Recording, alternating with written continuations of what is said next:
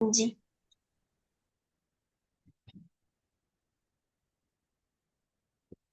सिया, आज हम करने जा रहे हैं। लास्ट टाइम हमने रेजिस्टिविटी वगैरह के बारे में पढ़ा था। अभी हम करने जा रहे हैं करंट डेंसिटी के बारे में। ठीक है। अब करंट डेंसिटी को थोड़ा ध्यान से समझने की जरूरत है, क्योंकि क्या होती है ये, कैसे काम करती है, थोड़ा सा इसको समझना जरूरी है। बेसिकली अगर आप ध्यान दो तो करंट बेसिकली एक स्केलर क्वांटिटी है ना। पता है हमें current is a scalar quantity. तो हम क्या कर रहे हैं यहाँ पे, करंट डेंसिटी कैसे मेजर करते हैं? देखो ये देखो, ये ना हमारे पास सपोज ऐसे करंट जा रहा है इधर को। करंट जा तो इधर को रहा है, हमने ही माना हुआ है करंट इधर को जा रहा है। बेसिकली जो इलेक्ट्रॉन है वो तो इधर को जा रहा है। Drift velocity of electron VD मान लेते हैं हम। अब जिस डायरेक्शन में ड्रिफ्ट वेलोसिटी है ना, जिस डायरेक्शन में वेलोसिटी मूव कर रही है, वेलोसिटी तो वेक्टर क्वांटिटी है। एग्जैक्ट उसके ऑपोजिट डायरेक्शन में ना हम एक एरो बना लेते हैं। कन्वेंशनल डायरेक्शन ऑफ करंट मान लेते हैं। अब करंट तो स्केलर होता है, तो हम क्या कर रहे हैं, इस जो ये करंट जो ऐसे जा रहा है, इसके परपेंडिकुलर डायरेक्शन में एरिया बना लिया हमने यहाँ पे। ठीक है। और एरिया वेक्टर तुझे पता है इस तरफ होता है। Area vector is perpendicular to the area. तो करंट डेंसिटी को जे से डिनोट किया जाता है, छोटा जे बड़ा जे। ठीक है, उससे डिनोट किया जाता है। It is basically charge that is flowing per second divided by the area which is perpendicular to the velocity of the charge। ठीक है। एरिया, एरिया कौन सा एरिया लेना है? जो जो करंट को परपेंडिकुलर है। क्यू अपॉन ए तो करंट हो गया, करंट डिवाइड बाय एरिया। ये एरिया कौन सा लेना है? Which is perpendicular to area, मतलब ऐसा लेना है, एरिया वेक्टर लेना है बेसिकली ये। अब यहाँ इस डायरेक्शन में यहाँ पे क्या हो रहा है, यहाँ पे हमने अपनी तरफ से एरिया थोड़ा टिल्टेड ले लिया, नीचे को ले लिया एरिया थोड़ा। ठीक है। अगर टिल्टी ले लिया तो इसका एरिया वेक्टर इस तरफ जाएगा। अब इसे एरिया का कौन सा ऐसा कंपोनेंट है, एरिया का कौन सा ऐसा वेक्टर है जो अलोंग द करंट है? वो होगा ए कॉस थीटा। तो अगर करंट डेंसिटी निकालनी है तो करंट को डिवाइड करेंगे ए कॉस थीटा से। ठीक है। अब ये कौन सा कंपोनेंट लिया है करंट का, मतलब एरिया का जो परपेंडिकुलर है उस सरफेस को जिसमें से करंट जा रहा है। मतलब एरिया ऐसा लेना है जो करंट के वेक्टर को या करंट की डायरेक्शन को परपेंडिकुलर है, या ड्रिफ्ट वेलोसिटी को परपेंडिकुलर है, आप ऐसे भी बोल सकते हो। ठीक है। तो यहां से अगर ए कॉस थीटा इधर ले जाए तो जे ए कॉस थीटा हो जाएगा करंट। तो J dot A, dot product तुझे पता है स्केलर प्रोडक्ट होता है जे डॉट ए, तो करंट स्केलर इस तरह से भी बनता है। ठीक है। और करंट के यूनिट, करंट डेंसिटी के जो यूनिट होंगे, क्योंकि करंट अपॉन एरिया है तो करंट के एम्पियर है, एरिया के मीटर स्क्वायर तो एम्पियर पर स्क्वायर मीटर कह सकते हो आप, या ampere metre inverse square, AL-2 इसके डायमेंशंस हो गए। ठीक है। अब मैं ना तुझे एक कॉन्सेप्ट कराता हूं, उससे और क्लियर होगा कि करंट और करंट डेंसिटी में फर्क क्या है। देख, मान ले सिया तेरे पास एक इस तरह से वायर है। ठीक है। अब मैं इस वायर से क्या कर रहा हूं, ये एक दो एरिया ले रहा हूं इस वायर में। एक एरिया ऑफ क्रॉस सेक्शन में बड़ा ले रहा हूं, और एक area of cross section wire के अंदर छोटा ले रहा हूं। और मैं कह रहा हूं इसमें करंट डेंसिटी और करंट की वैल्यू ये है, और इस एरिया में करंट डेंसिटी और करंट की वैल्यू ये है। I2 करंट है और करंट डेंसिटी J2 है। अब मुझे सोच के बता, किस में से करंट ज्यादा होगा, किस में से करंट कम होगा, किसकी करंट डेंसिटी ज्यादा होगी, किसकी करंट डेंसिटी कम होगी, अगर कैपिटल ए और स्मॉल ए एरिया है। ये क्वेश्चन तुझे समझ आ गया मैं क्या पूछ रहा हूं तुझे? तू मत दे आंसर, मैं देता हूं। मैं एक्सपेक्ट भी नहीं कर रहा तेरे से, पर वैसे मैं तुझे देता हूं। अब हो क्या रहा है देख, जो इलेक्ट्रॉन्स फ्लो कर रहे हैं वो तो ऐसे कर रहे हैं। मान लो करंट इधर को जा रहा है, this is the direction of current, तो इलेक्ट्रॉन्स तो इधर ऐसे फ्लो कर रहे हैं, और यहां पे भी ऐसे ही फ्लो कर रहे हैं इलेक्ट्रॉन्स। ठीक है। अब अगर मैं बड़े एरिया में से करंट निकालना चाहूं तो नंबर ऑफ इलेक्ट्रॉन्स पर सेकंड ज्यादा पास करेंगे। और अगर छोटे एरिया को देखूं, इस छोटे एरिया को देखूं, क्योंकि कुछ इलेक्ट्रॉन नीचे से निकल गए हैं, तो छोटे एरिया में से नंबर ऑफ इलेक्ट्रॉन्स पर सेकंड कम पास होंगे। तो तू कह सकती है कि I1 I2 से ज्यादा है। अब यहां से हमें क्या पता लगा? यहां से ये पता लगा कि करंट हमेशा क्रॉस सेक्शन पे कैलकुलेट होता है। Current is always calculated through the number of electron passing through the cross sectional area. अगर आप डेफिनेशन पढ़ोगे करंट की तो ये लाइन आती है वहां। अब क्योंकि क्योंकि हमने एरिया ही छोटा लिया था, क्रॉस सेक्शन पूरा क्रॉस सेक्शन नहीं लिया, क्रॉस सेक्शन छोटा कर लिया, तो उसमें से करंट भी छोटा जाएगा। अब बात करते हैं करंट डेंसिटी की। अब सिया करंट डेंसिटी क्या होती है? Current upon area. अब ए जो ये वाला क्रॉस सेक्शन नंबर 1 है और जो क्रॉस सेक्शन नंबर 2 है, उसे अगर आप उसको थोड़ा सा एनालाइज करो तो क्रॉस सेक्शन नंबर 1 में करंट ज्यादा है, ऊपर वाला फैक्टर ज्यादा है, लेकिन एरिया भी तो ज्यादा है। और इधर करंट अगर जो क्रॉस सेक्शन नंबर 2 है J2, वहां करंट कम है लेकिन एरिया भी तो कम है। तो दोनों की रेशो क्या रहेगी? सेम ही रहती है रेशो। इसका मतलब करंट डेंसिटी पहली और करंट डेंसिटी दूसरी में क्या हो गई? सेम हो गई। करंट कम हो गया, एरिया भी छोटा है उधर को उस केस में, और इधर करंट भी ज्यादा है और एरिया भी ज्यादा है, तो करंट डेंसिटी दोनों में सेम हो गई। क्या ये बात समझ आई? अच्छा, थोड़ा और इलेबोरेट करते हैं इसको, और समझ आएगा करंट डेंसिटी और करंट के बारे में। यहां क्या कर दिया? यहां मेरे पास अब cross sectional area of the wire he change कर दिया मैंने।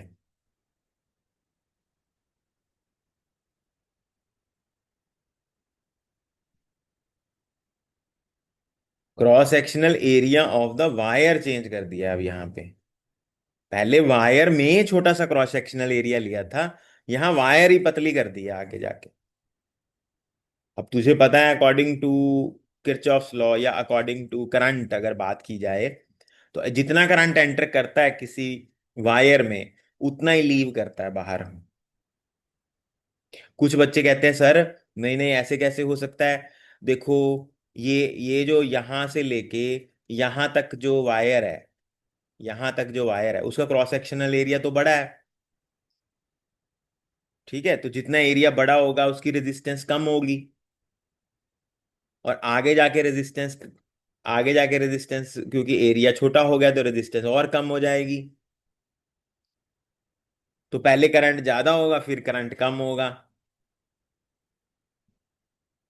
पर करंट ऐसे नहीं चलता, करंट बच्चों की तरह नहीं है। करंट ऐसे नहीं चलता चलो डिफिकल्टी आई तो अब रोने लग जाओ, अब कम हो जाओ, अब बच ऐसे करंट क्या करता है? करंट पहले ही मेजर कर लेता है। जब तू बैटरी लगाएगी ना यहाँ पे, तो करंट ओवरऑल देख लेगा कि टोटल रेजिस्टेंस कितनी बनती है, what is the effective resistance of the whole wire. Current वो रेजिस्टेंस लेके पास करेगा जितना भी पास करे, मतलब वो थ्रू आउट सेम रहेगा करंट। करंट वायर की जितनी रेजिस्टेंस है वो सारी कैलकुलेट कर लेगा, पहले ही वोल्टेज कैलकुलेट होगी, उसके कॉरेस्पॉन्डिंग रेजिस्टेंस आएगी, रेजिस्टेंस के कॉरेस्पॉन्डिंग करंट फ्लो करे। करंट ऐसे नहीं चलता जैसे मैं तुझे कहूं स्विच बंद कर दिया, करंट कहां तक आ रहा है? मान ले चल रहा है सर्किट में, स्विच मैंने बंद कर दिया, करंट कहां तक आ रहा है? ज्यादातर बच्चे आंसर देते हैं कि करंट जैसे वायर ऐसे चल रही है। ठीक है, यहाँ स्विच लगा हुआ है, फिर ये ऐसे तुमने एक सेल लगा दिया, ये करंट कैसे फ्लो कर रहा है? करंट यहां तक जा रहा है, करंट ऐसे आगे नहीं जा रहा, ऐसे नहीं फ्लो करता करंट, कहीं पे भी नहीं आ रहा, पूरे सर्किट में ही नहीं आ रहा करंट। ठीक है, अगर आप इसको ऑन करोगे तब करंट फ्लो करेगा सर्किट में, ऐसे नहीं होता कि करंट चला ओहो करंट ने देखा ये रास्ता तो है नहीं भाई, चलो वापस चलो वापस चलो, ऐसे नहीं होता, करंट ऐसे फ्लो नहीं करता कभी भी। ठीक है, समझ आ गई बात। अब ये जो सर्किट है तेरा, ये अब वायर है, अब इसको थोड़ा ध्यान से पढ़ते हैं। यहां हमारे पास ये दो क्रॉस सेक्शनल एरियाज ले रहे हैं हम। अब मैंने तुझे बताया through out the cross sectional area current same रहेगा, मतलब करंट यहां और करंट यहां क्या रहेगा, सेम रहेगा, क्योंकि वायर ही पतली हो गई ना, ओवरऑल वायर ही पतली हो गई है, तो करंट विल रिमेन सेम। और करंट डेंसिटी, अगर करंट सेम रह रहा है तो current density is proportional to 1/एरिया। तो या अगर यहाँ करंट डेंसिटी J1 है और यहाँ करंट डेंसिटी J2 है, तो जहां एरिया कम है वहां करंट डेंसिटी ज्यादा होगी, तो J2 will be more than J1। तो समझ आ रहा है कुछ मैं क्या कर रहा हूँ? हम्म। ठीक है। सिया, जितने हाँ जी। क्वेश्चन बोलता हूँ ना वो क्वेश्चन करने हैं, छोड़ने नहीं है। ठीक है, तूने क्वेश्चन छोड़ा था एक, वही आ गया पेपर में। जो क्वेश्चन तुझे मैं साफ बता रहा हूँ, जो तू छोड़ेगी ना क्वेश्चन, जो छोड़ के जाएगी वो पेपर में आएगा। This line is a curse for students. बच्चे पूछते हैं सर इंपॉर्टेंट क्या है, बेटा जो आप छोड़ के जाओगे। ये लाइन सोच सुन ले। और इतना आसान क्वेश्चन था ना वो, तूने देख ही लिया। ठीक है, फिर करी कराई सारी मेहनत पे काम खराब हो जाता है। देख मैं भी तुझे पढ़ाता हूँ, रात को आके पढ़ाता हूँ, है ना। मैं भी सारे दिन का थका आ रहा, तुझे मेरा मन होता है तू भी सो जाऊं, मेरा मन होता है नहीं, पर नहीं, तुझे पढ़ाना है, मेहनत तू भी मेहनत किया कर उस चीज पे। क्योंकि अगर दोनों की मेहनत है हमारी, तेरी भी है मेरी भी, दोनों की मेहनत है। अगर हम बैठ के, अगर तू छोड़ेगी इस तरह से क्वेश्चन छोड़ के जाएगी, फिर गड़बड़ हो जाएगी। मैंने तेरे को उससे पहले भी पूछा था, सिया कुछ पूछना है, कोई क्वेश्चन करना है? तूने कहा नहीं मैंने सारे कर लिए, सॉल्व तो सारे हो गए हैं। तेरी वर्डिंग थी ये, रिकॉर्डेड भी है वर्डिंग ये तेरी, मेरे पास पड़ी है अभी। तूने बोला था सारे हो गए रिकॉर्ड, कोई नहीं छोड़ा मैंने। तो अभी क्या है, कोई बात नहीं, पहली बार है, पर अब नेक्स्ट टाइम ऐसे नहीं होना चाहिए कि छोड़ना नहीं है कोई भी। सॉल्व्ड न्यूमेरिकल्स सारे करने हैं जितने भी दिए हुए हैं। ठीक है, हॉट्स बाद में, पहले सॉल्व्ड न्यूमेरिकल्स करने हैं। चलो आगे चलते हैं। ये कॉन्सेप्ट तुझे समझ आ गया, करंट डेंसिटी के बारे में कुछ ज्ञान हो गया तुझे। अब एक छोटा सा कॉन्सेप्ट और पढ़ लेते हैं, कंडक्टेंस, कंडक्टिविटी के बारे में थोड़ा सा पढ़ लो। कंडक्टेंस क्या होती है, कंडक्टिविटी क्या होती है, वो भी पढ़ लेते हैं। देखो कंडक्टेंस क्या होती है, कंडक्टेंस रेजिस्टेंस का रेसिप्रोकल है। इसके यूनिट ओहम्स, ओहम इनवर्स होते हैं। जितनी रेजिस्टेंस कम होगी उतनी कंडक्टेंस ज्यादा होगी। महो से भी लिखा जाता है और सीमंस से भी लिखा जाता है। सीमंस एक बहुत बड़ी कंपनी का भी नाम है, इलेक्ट्रॉनिक्स की कंपनी है सीमंस। अगर तेरी आईआईटी हो गई तो सीमंस में सीधी जॉब मिल जाएगी तुझे। आईआईटी दिल्ली, आईआईटी कानपुर, कहीं पे भी अगर तू चली गई तो सीधा सीमंस में निकलेगा बंदा। अच्छी, बहुत अच्छी कंपनी है। उसके बाद आती है कंडक्टिविटी। कंडक्टिविटी क्या होती है, रेजिस्टिविटी का reciprocal. Conductivity is 1 over resistivity. ठीक है, जितनी किसी की रेजिस्टिविटी कम होगी उतनी कंडक्टिविटी ज्यादा होगी। रेजिस्टिविटी के यूनिट होते हैं ओहम मीटर, कंडक्टिविटी के यूनिट होंगे ohm, ohm inverse, metre inverse. Ohm का इनवर्स महो होता है, महो मीटर इनवर्स, या सीमंस मीटर इनवर्स, ये सारे इसके यूनिट्स हैं। ठीक है, अब देख, अब हमें पता है, हमने क्या पढ़ा है, V = IR हमने पढ़ा है ना। और वोल्टेज को हम, voltage divide by length electric field होता है, sorry potential divide by length electric field होता है ना। तो पोटेंशियल क्या हो गया, लेंथ इनटू इलेक्ट्रिक फील्ड। आई को, करंट को, करंट को हम, करंट डिवाइडेड बाय एरिया जे होता है, तो करंट को हम J × A लिख सकते हैं। और आर को लिख सकते हैं ρL/A। अब ये देखे, ए से ए कट गया, एल से एल कट गया, सो E = J × ρ। ई भी इलेक्ट्रिक फील्ड भी वेक्टर है, जे भी वेक्टर है, रो तो चलो स्केलर है। तो जे की वैल्यू क्या आ जाएगी, 1/ρ × E। तो J is equal to sigma E, ये सिया वेक्टर फॉर्म है, ये ओहम्स लॉ की vector form of Ohm's law आप ऐसे प्रूव कर सकते हैं। ठीक है, V is equal I R लिया हमने, V is equal I R से प्रूव करो इसको, ताकि टीचर को पता लग जाए कि ओहम्स लॉ लेके प्रूव किया है गुड़िया ने। बच्चे पता नहीं कैसे करते हैं इसको, अपनी मनमर्जी से बहुत सारे तरीकों से हो जाता है, पर ओहम्स लॉ लेके प्रूव करो तो ज्यादा ठीक रहता है। ठीक है जी, ये आप पढ़िए इसके बारे में। अच्छा, इसके बाद ना हमारे पास कलर कोड रेजिस्टेंस आती है। कलर कलर कोड रेजिस्टेंस अब सिलेबस में नहीं है, पहले हुआ करती थी। क्या है कलर कोड रेजिस्टेंस, सुन ले, कई बार काम आ जाती है। कलर कोड रेजिस्टेंस क्या चीज है, देखो बताता हूं।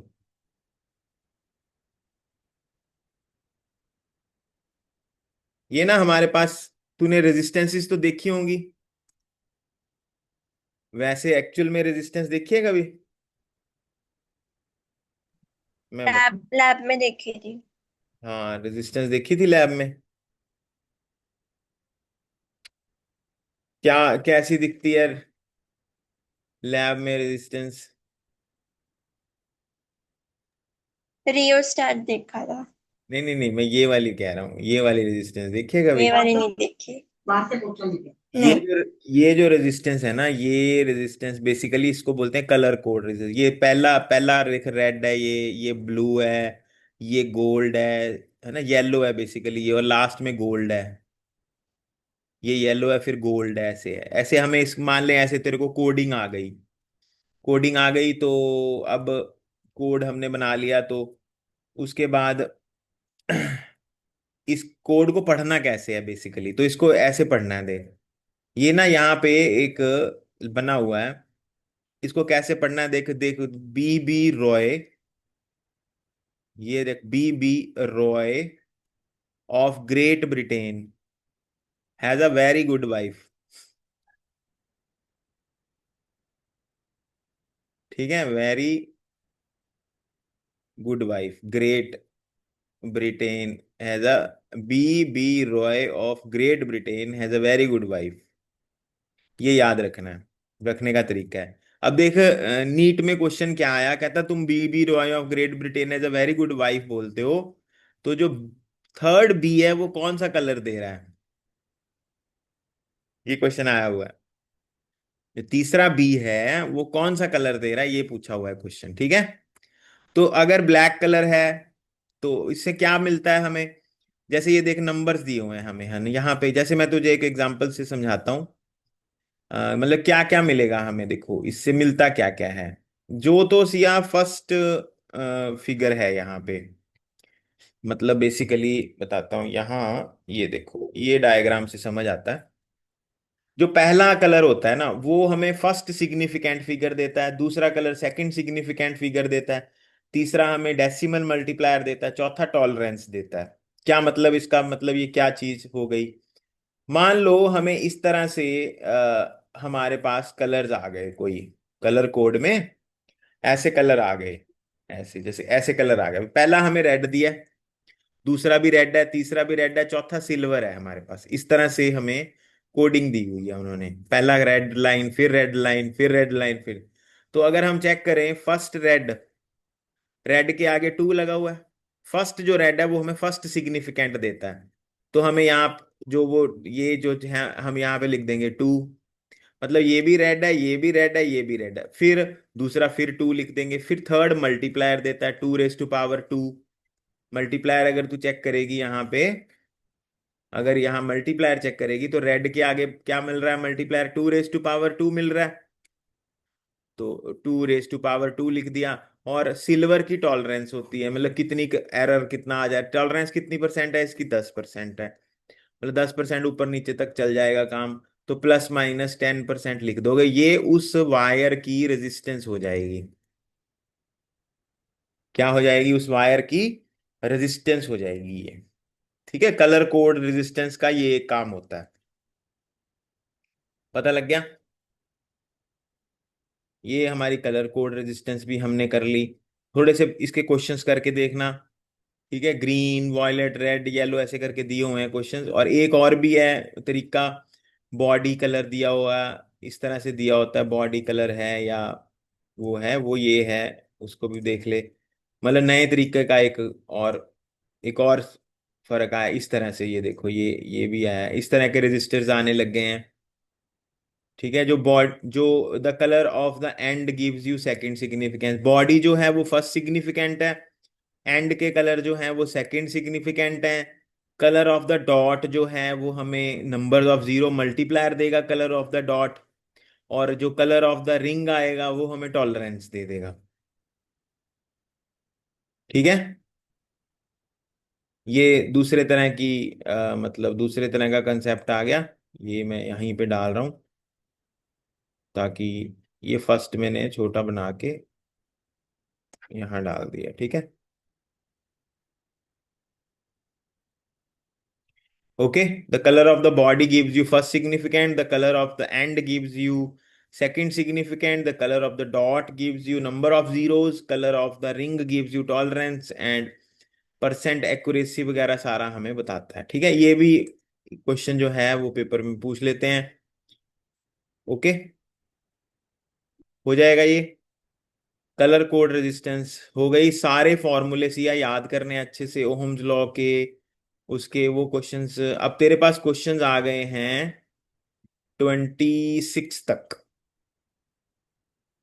26 तक पेपर खत्म हो गए, आज खत्म हो गए ना।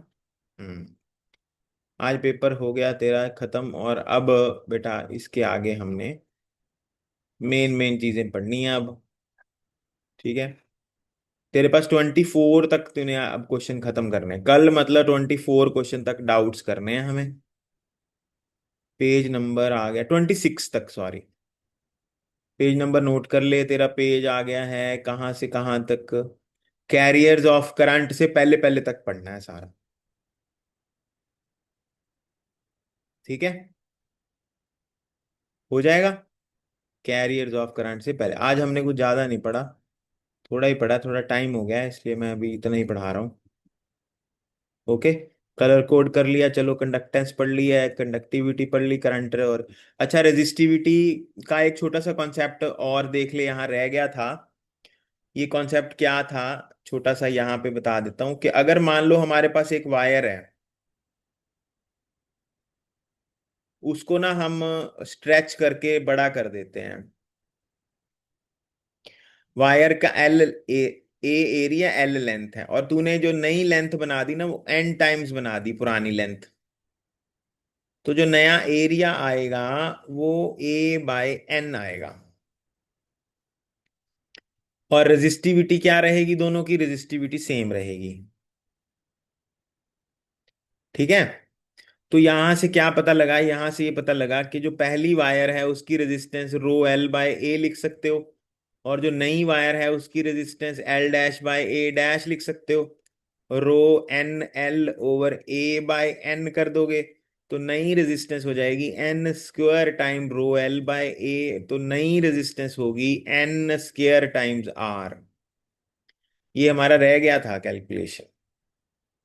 ये कब करनी है कैलकुलेशन, ये वो कैलकुलेशन है जिसमें हम ये पढ़ते हैं कि अगर वायर को डबल कर दिया तो its resistance becomes 4 times. 10th में भी था ये। ठीक है, चलो, चलो आज इतना ही कर लो। ठीक है, 1 मिनट।